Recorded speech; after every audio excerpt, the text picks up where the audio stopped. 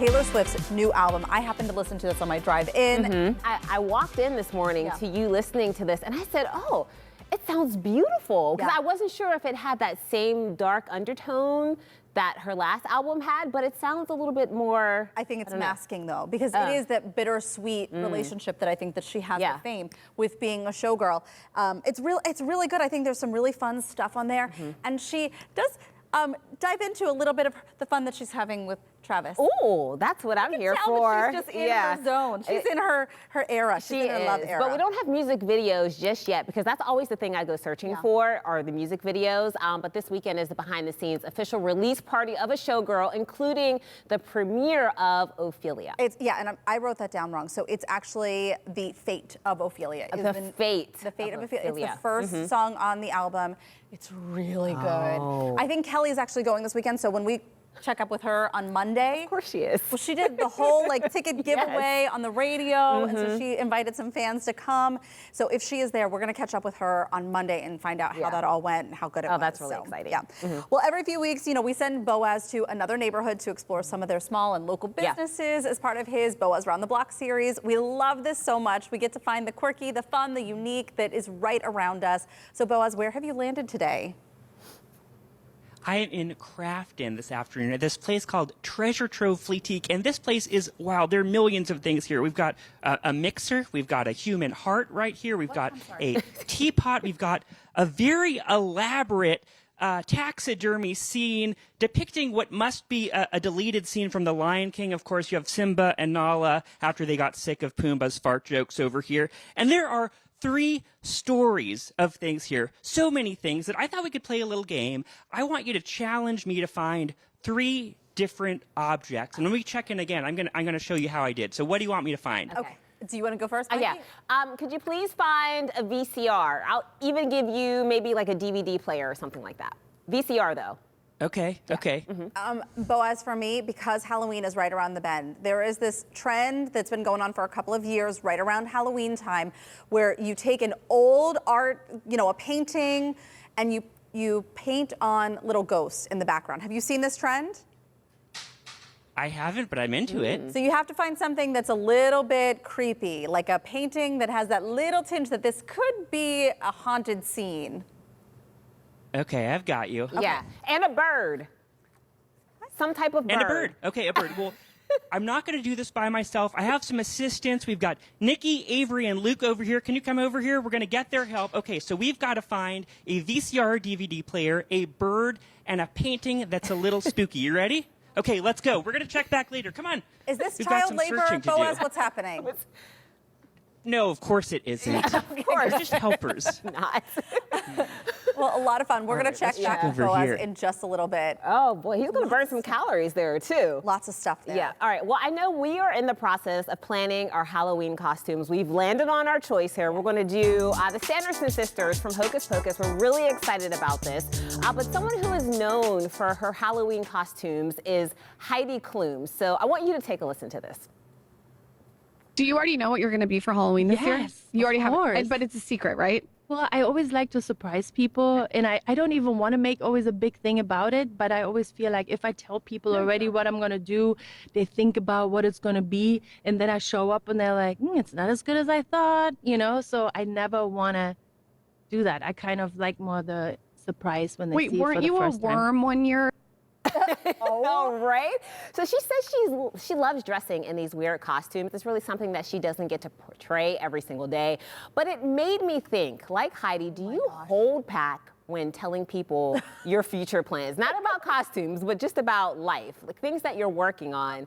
Or do you just spill the beans? You know what? I am a spill the beans kind of gal, I will say, because I feel like there is community and can be some solidarity and some support when you open up. Yeah. I think in holding things too close, now this is obviously fun and silly, her Halloween costume, so I get that. But I think for the most part, I think if I'm sharing a little bit about myself with someone else, they might say, oh, you know what? I've been there before. I've done that before.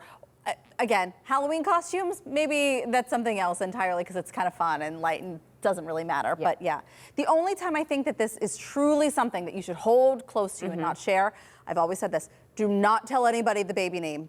Do not tell anybody the name that you are going to choose for your child, because everyone will have an opinion and you do not want to hear it, especially when you're 8 months pregnant. Oh, no. They're either going to love it or completely hate it. Yeah. You know what? I feel as though for me, it just depends. If it's something really big, for example, like when I was... For example, you're going to spill the Yes. I'm going to spill the beans.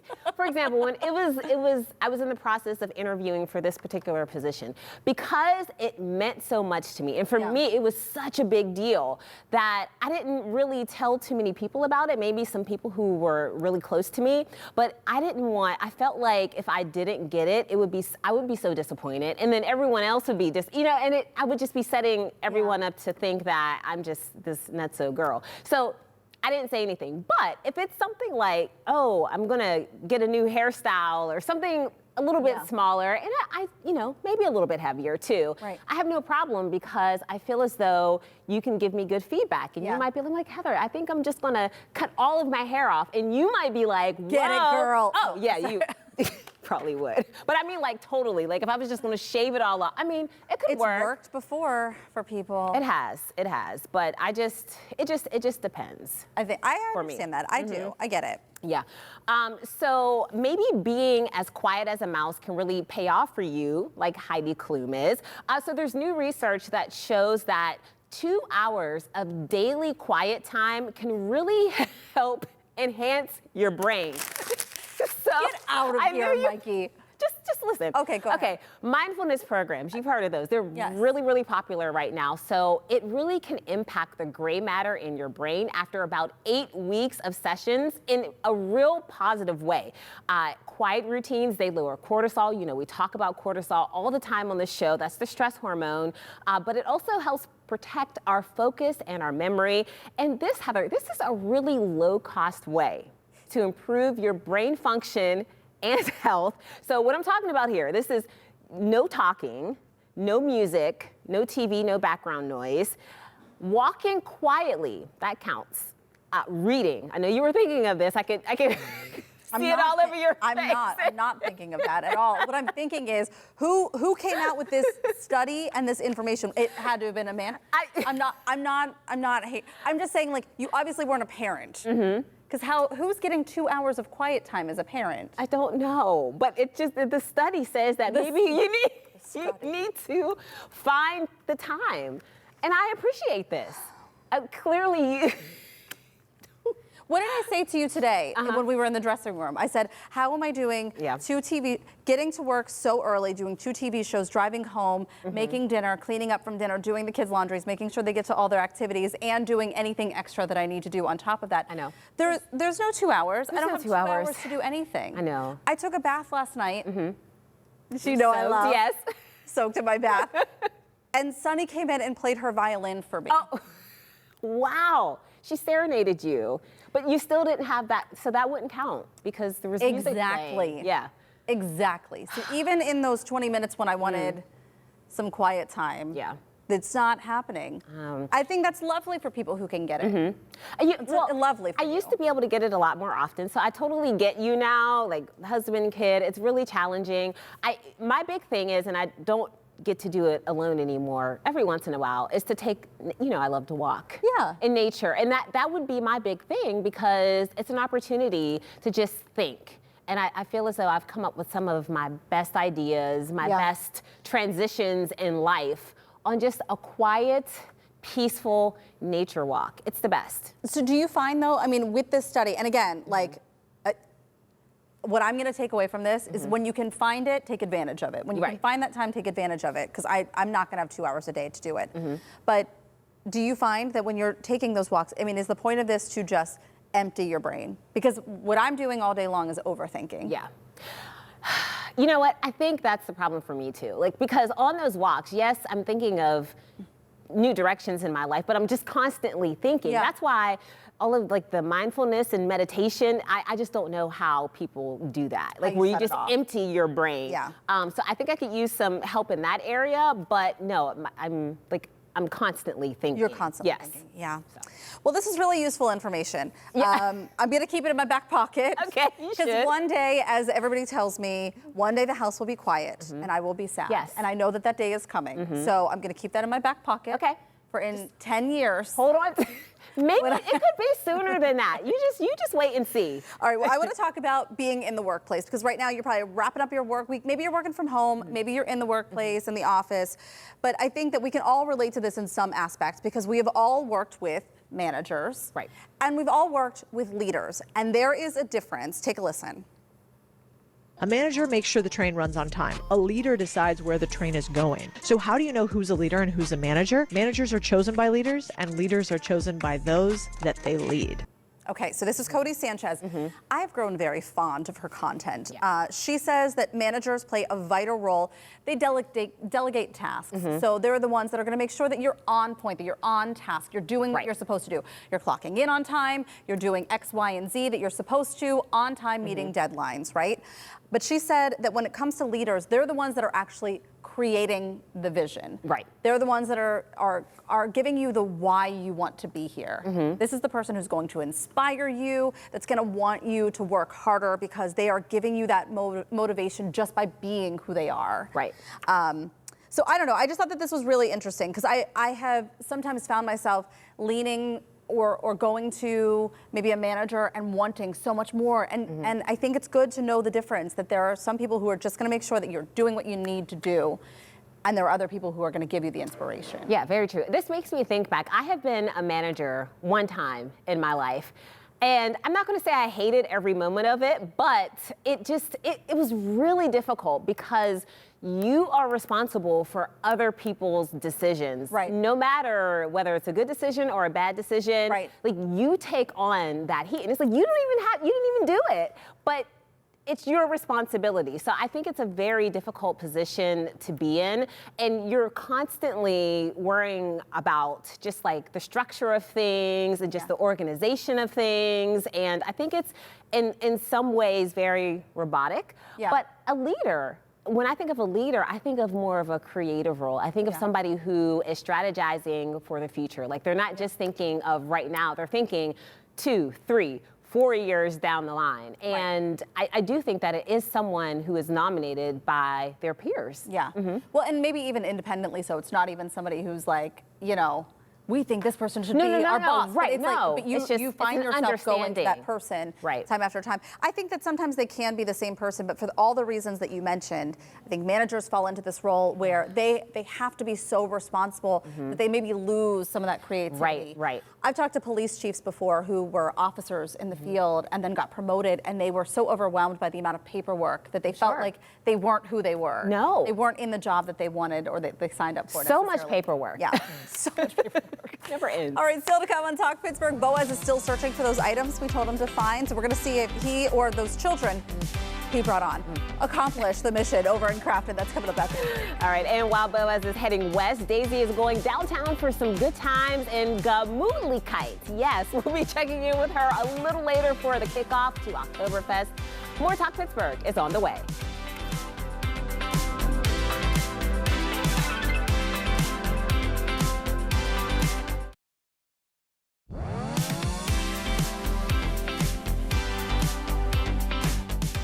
He's been to Allentown, he's been to Bellevue, and today we're sending Boaz to Crafton. It's another edition in our Boaz Round the Block series. Boaz is starting out his Crafton visit at Treasure Trove Flea-Teak, a huge indoor flea market on Noble Avenue. Earlier in the show, we challenged Boaz to track down a few specific items for us. So Boaz, how's it going? What did you find? 3 floors. I can't believe that. Oh, we found everything, I think. We did pretty good. So you said a DVD or VHS player, you said something with a bird, and you said a sort of a spooky painting you could paint ghosts on. We've got you covered. But first, I want to introduce you to the owners and the parents of the helpers here. We've got Nick and Kelsey. And so you've been open for about 2 years, right? Yeah, 2 years. Cool. And what gave you the idea to start a business like this? We've just done some traveling, and we always saw these cool shops in different areas, and we're like, we want to make this a unique destination in Pittsburgh where you can have a good time, feel like you're in an old-time city. and just shop and have it be an experience, something different that you haven't experienced anywhere else in Pittsburgh. Yeah, it feels like you're in like an sort of old-timey, like Main Street USA at Disneyland or something. Well, I don't want to waste any time. We've got our first object. Mikey asked for a DVD or a VHS player. Oh, and we have a cameo from Dracula over here also. You never know what you're going to find at the treasure trove. And Luke, did you find what Mikey asked for? Where did you see it? Is it over here? Oh, over here. Okay, what do we got? It's a CD player. I think that's close enough. Kids these days don't understand our Jurassic technology. I'd say we did pretty well with CD player. Luke, thank you so much for your help. Great job.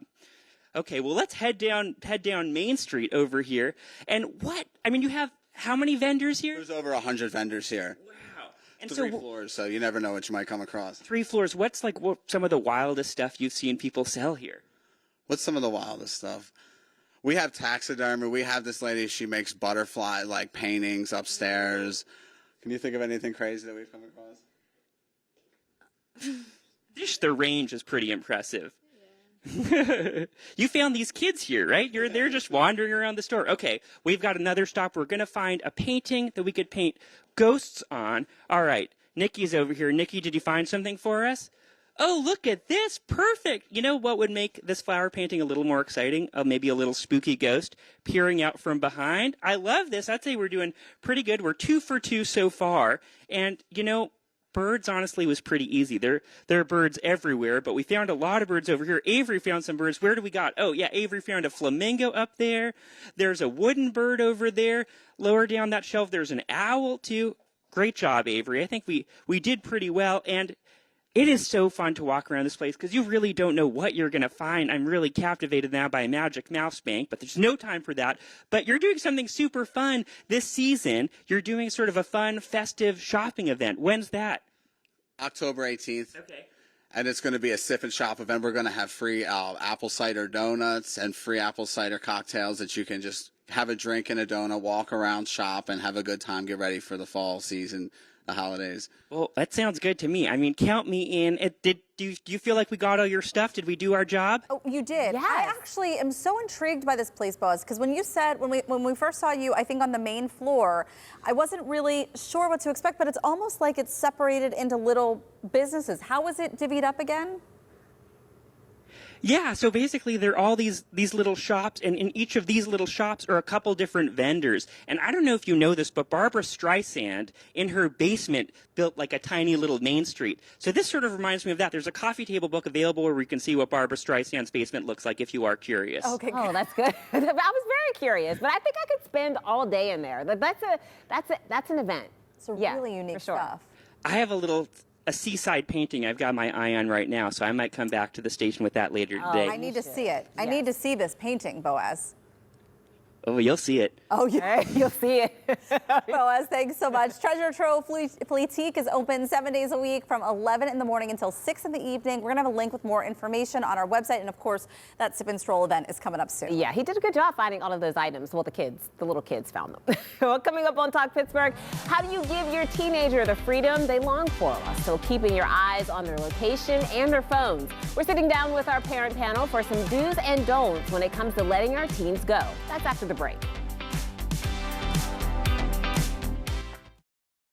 From dating to driving, supporting teen independence doesn't mean stepping back for parents. It actually means stepping up in new ways. New ways, that's the key. There are ways you can help young adults ease into this new age of maturity without losing your sanity along the way. Bree Schmidt of the Thinking Branch and LaToya Wilson from Motherhood Redefined are here to weigh in. I am just entering this. I feel like I'm on the precipice of the greatest change in life ever. I remember this so well, but being there as the adult figure in it is much different now that I have to parent it. And less fun. And less fun. I know. Yes. I know. So we want to be there for our kids, but it does take this new approach, I think. So how do we approach this? I think it's about strategic presence. So it's not about hovering, but it's also not about letting go of the reins completely. It's a song and dance. It's a little bit of a back and forth and letting them know that you're there to encourage their autonomy, but you're also there to help them whenever they fail. Yes. Absolutely. And how do we draw those lines, Bree? Because I know that in your family, everyone's kind of at a different phase as well. Some are entering, some you still kind of have to keep back. Yeah. How do you keep those boundaries steady? Yeah, and it's different personalities too. Sure. But I think it's just like what she said. It's really learning your kid.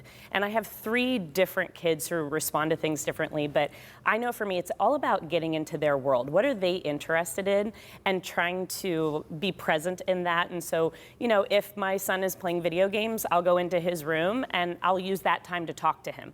So even though he's, you know, playing his video games, it still gives me an opportunity to be in a space that's comfortable for him. And maybe that's when I bring up something that I want to talk to him about, or I'm sure he loves that. he does. It's interesting because Welcomes you. know, when your kids are little, it's all about keeping them safe. You know, you want them to be happy, but safety is the biggest thing. Oh, you can't get close to this, that's gonna hurt you. We can't do this because you're gonna fall.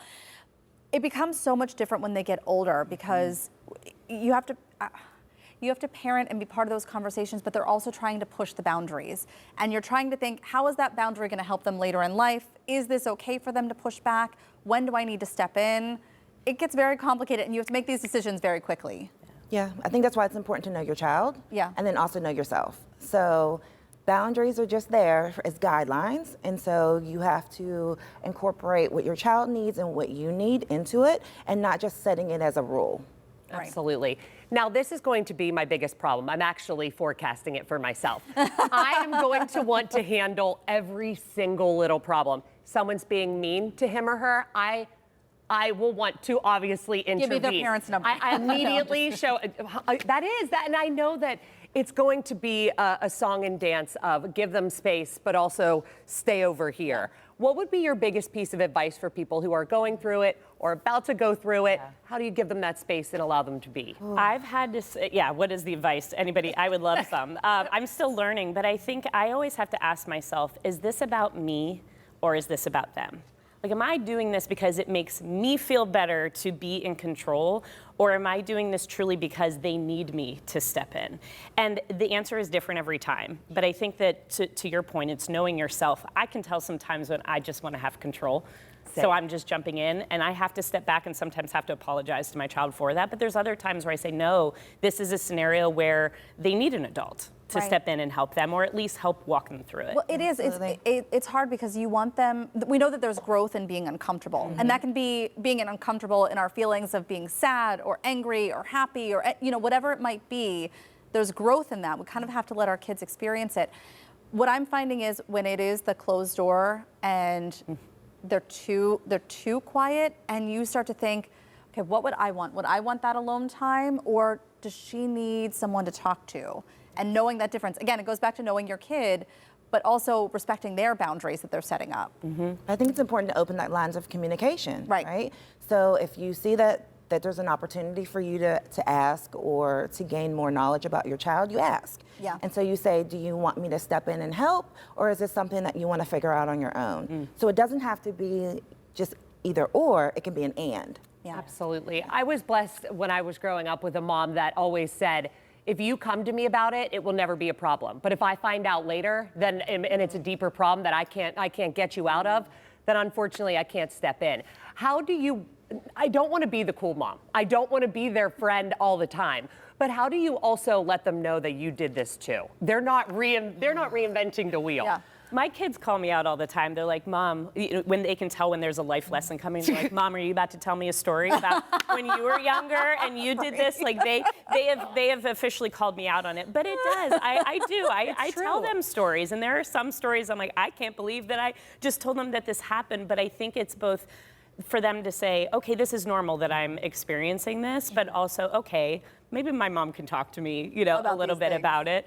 But yeah, it's all hard. I think that's the point of it. Is we were just talking before we came on. It's all about reflecting after each interaction. It's learning your kid and learning what worked and what didn't. And I think that's the point. If you're a parent who cares that you're getting it right, you're doing something right. You're doing something right. And we're Good human conversation. too. Yep. I'm still struggling. We all are. Thank you. Together. Yes. But we're not done with our parent panel just yet. After the break, we're shifting the focus to friendships and parenting styles. Can different approaches to raising kids put a strain on even the closest relationships? Find out next.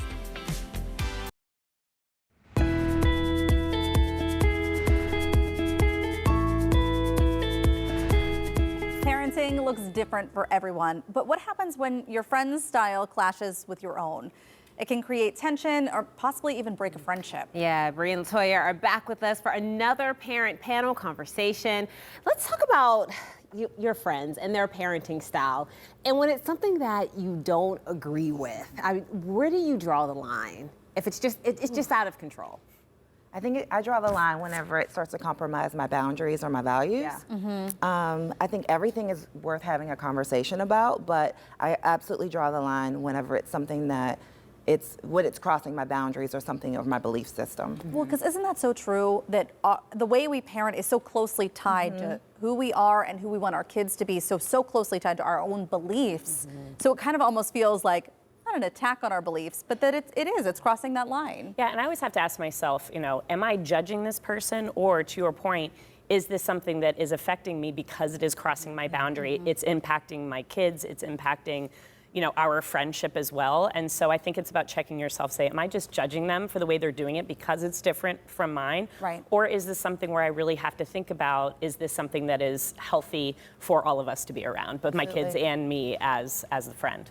Yeah, I know I have a problem with this because even when it's not a friend of mine and I'm at the grocery store, I know you guys have been here, and you see someone parenting their kid, and usually it's in a harsh way. I have to hold myself back from saying something. Matter of fact, I have said something before. He's like, I don't hold back. And I mean, it didn't turn out so well, but I do think that there is a point where you kind of have to step in and say something, right? Yeah. Yeah, I think it depends. For me, I have been around scenarios where it's like, do you step in or do you not? I think for all of us, safety of kids is the most important thing, right? But I think that's always the question, is what is right? And I don't know what is, I don't know. We were talking about control before. Yes. Are we doing things for our kids because we want the control, or is it because we're really trying to help them and get in the way of that? I wonder if some of this comes back to that for our own kids, and we want to control what environment they are in. I think how often we want our house to be the hangout house. We want them because we know what's happening, what they're eating, what they're doing, if they need something. So there's this control factor of making sure they're in a safe environment too, and not knowing how other people are parenting all the time. Yeah. I think it's important to recognize if you're parenting from a place of fear too. Yes, which is probably what I was just saying. Because Mikey, when I'm thinking about what you were saying about if you're in the grocery store and you see somebody parenting what you would consider harshly, you have to also take a step back and think, am I parenting from a place of fear for myself? Right. Is there something that maybe I experienced that's making me view this as harsh? Right. Because we don't know the full story. Yeah. And sometimes we can step in and overstep our boundaries without knowing the full context of what that parent was coming from. Which probably happened. It's always a balance. It's a balance of judgment and what's socially acceptable. I don't know, but it is. It's hard to manage. Well, I will say, for me, especially as a new parent, I do learn a lot, let's say from Heather or from Kelly, because I haven't had those experiences yet. So do you feel that parents can often learn something from another parent and just be open to learning? I think that's... Yeah, all the time. Yeah, all the time. All the time. Yeah. You never stop learning. You never stop making mistakes. So you're learning from yourself as well as you're learning from the people who you interact with. Yeah. And I think, I've learned in parenting to surround myself with people that we can have open conversations. I mean, some of my closest friends, we parent very differently, and sometimes I just create conversation about it. It's like, what's your choice on why you do that? And here's why I do mine. Yeah. And just to understand, and it doesn't mean it's going to change how I do things, but I think it's good for all of us to understand that everyone was raised differently. Right. Everyone has different experiences. Everybody's mental well-being states are different. And I think it's just creating open conversation to understand each other. In parenting and really everything. Yeah, right. It's so smart. Thank you both so much. Yeah. Really good conversation. Thank you. We'll be right back.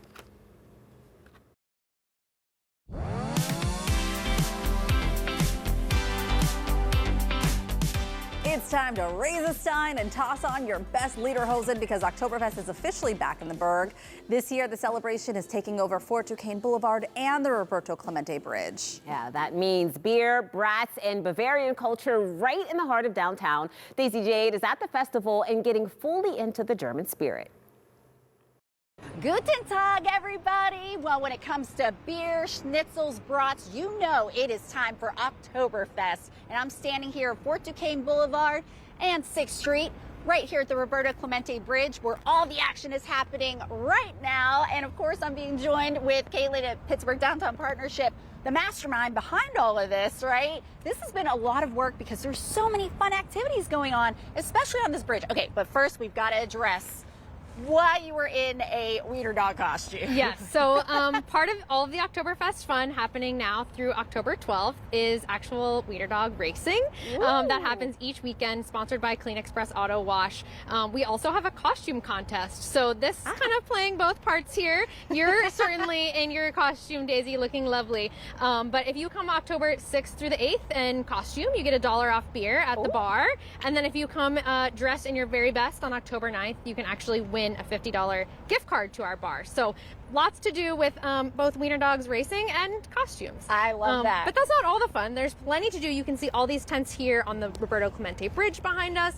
We have carnival games, perfect for any ages, the whole family, and of course the Ferris wheel as well, which is kind of our big showstopper. That has come back. Everybody can definitely tell where they need to come when they see that in the distance. Yes, exactly. And on Fort Duquesne Boulevard, we have music, people will be dancing, and we have plenty of merchandise, food, and beer as well. Of course, you can't have Oktoberfest without beer. We have got to talk about this beer. So I know that there's multiple tents, various beers, right? Yes, so we have lots of German food, like I mentioned, and lots of German beer. And there's plenty of non-beer options too for folks who maybe want to celebrate Oktoberfest with a different kind of drink. We have ciders, non-alcoholic options too.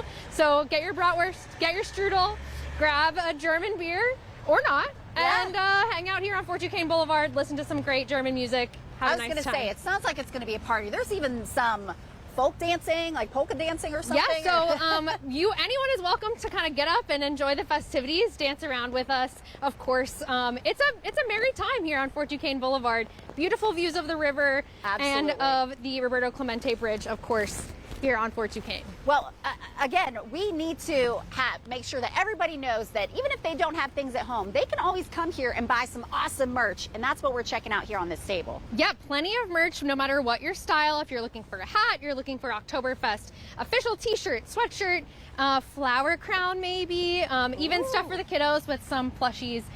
Celebrate Oktoberfest here, of course. Okay, well, we've got all the signs here. We're being joined by Deanna also with the PDP. And tell us about how this contest actually works. Yes, so in addition to drinking beer, you can also hold it in our UFC gym feats of strength with stein holding competitions.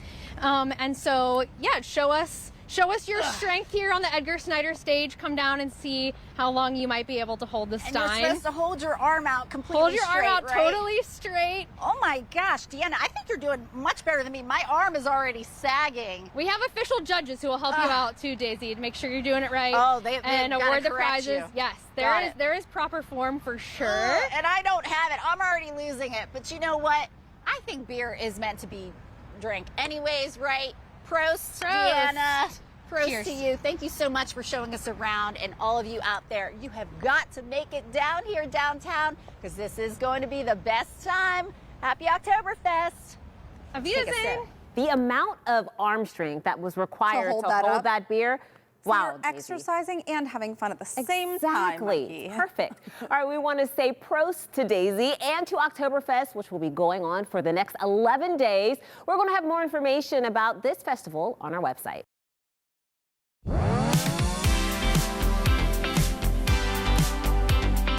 Well, we sent Boaz to Crafton today as part of our Boaz Round the Block series. And once again, I think he's found the most delicious spot in the neighborhood. And we're hoping to benefit from this. He's hanging out at Big Daddy's Donuts on Noble Avenue. Have you sampled all of the donuts? Do you have a favorite yet? Maybe we should ask. Well, I've only had one donut so far, sort of a cinnamon sugar one, which is my favorite, I guess. But I will be trying more before the end of the segment. Don't you worry, I'm here with Blair, who is, are you Big Daddy himself then? Does that make you a Big Daddy? Yes. And you've been in the baking and the donut industry for a while before you decided, like, hey, I want my own donut shop. Since 1983. Wow. I worked for Mr. Donut back then. And then I wanted to open my own place, so I took part of my building here back in 06. We started on it. 05, 06. In 07, we opened up. Wow. So we've been here since 2007. Oh my gosh, so 18 years of making donuts in Crafton. Yeah. That's amazing. And I already could tell you have a lot of regulars. You're very much a part of the community. People come in and you're like, oh, Doug, you want a donut? You sort of know all these folks. Yeah, we got a pretty good rapport with people. And how many donuts do you eat a day? Well, I don't know if maybe you're Not just as around many. so many Not as donuts. many as you I used to, yeah. Well, and will you talk us through some of your offerings? And it's the end of the day, so a lot So of we don't donuts have are really a gone. lot, but we got Boston cream, Fruity Pebble. I love that one. Crafton cream. Toast coconut cream is one of my favorites. Cream with Jimmy's, sourdough, butter crunch. There's a jelly, apple raspberry jelly, And I an love ice that ring. you have like Crafton cream and Crafton Angel donuts. Like you created donuts, inspired by your neighborhood. Different, yeah. And what makes a Crafton cream a Crafton cream? The filling, it goes the Crafton cream, it's the filling, and then the chocolate icing on it. Oh wow. Okay, and we're gonna go into the donut workshop right now to see how the Crafton cream is made. This is exclusive. No one else has been into the donut workshop except for us. So we're going into the filling corridor over here. And so you could fill a donut with a whole bunch of stuff over Right, here. there's jelly, which I could fill with jelly. What is that, strawberry? Apple raspberry. Apple raspberry. Yeah. Wow, way up. Okay. And all you do on this is push them on, and it fills the donut. Oh, wow. Okay. And then I could ice it. Oh, okay. But I'll do a And then couple you just- Crafton cream. Oh my gosh, how do I get one of these in my house? This is cool. It's just a donut filling machine. Okay, now you've got to reset it for Crafton cream. What does it mean? 29. Well, I went up a little too high. I want to go because of the amount of filling you want to put in. Oh, really? Oh my gosh, who knew it was so technical? I had like a computer science degree to fill a donut over here. Okay, so this is the Crafton cream. Right, sorry. Tastes just like Crafton. You're right. Okay, well I might have to take a bite out of this. I can just sort of feel like I've tasted Crafton. Pretty ice. Oh wow, it looks beautiful. There you go. Okay, I'm gonna take a bite of this Crafton cream. Just the perfect amount of cream. What number did you say that was? 24. So take note that when you're filling your own Crafton cream donuts, switch the machine to 24. You got that? I got it. Wait, what happens if can we just throw random numbers at him and see what happens? Like, what's 14? What happens if you turn it up to 100?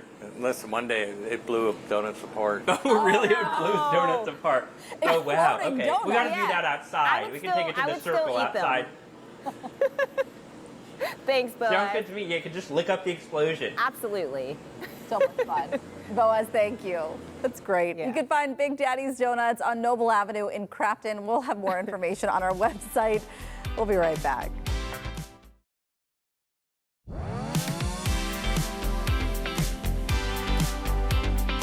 Rachel, are you feeling Friday? I am. Now I have a taste for a donut, too. And pizza for me. Coming up Monday on Talk Pittsburgh, giving girls confidence and getting a little mother-daughter time into. We're talking to a local confidence coach and trying one of her workshops designed to build self-worth no matter your age. Yeah, and Boaz is exploring the macabre haunted history of Pittsburgh's East End, from urban legends to the crime of the century. You're sure to get a few jump scares before the show is over. Thanks so much for joining us for Talk Pittsburgh today. We will also be streaming on CBS News Pittsburgh tonight at 9. KDKA TV News at 4 starts right now.